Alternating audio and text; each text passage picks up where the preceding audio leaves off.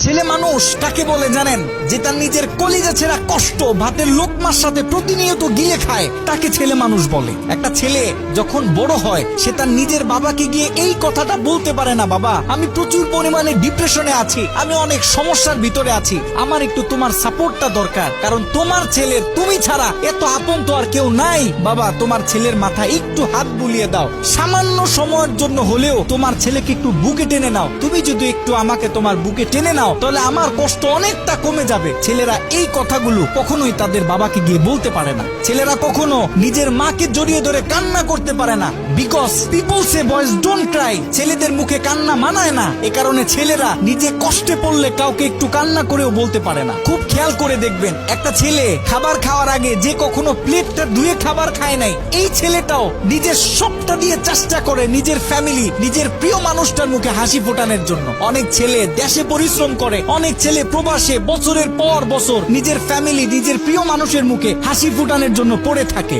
দিন শেষে ছেলেদের মুখে হাসি ফোটানোর মতো কাউকে পাওয়া যায় না। আমি মনে করি boys are the best actor in the world. এই পৃথিবীতে ছেলেরা হচ্ছে সব থেকে বড় অভিনেতা, কারণ ছেলেরা নিজেদের বুকে হাজারো লক্ষ কষ্ট পুঁতে রেখেও মুখে হাসি নিয়ে চলে, কারণ সে জানে আজকে আমি যদি ভেঙে পড়ি তাহলে আমার পুরো ফ্যামিলিটা অস্তিত্বহীন হয়ে যাবে।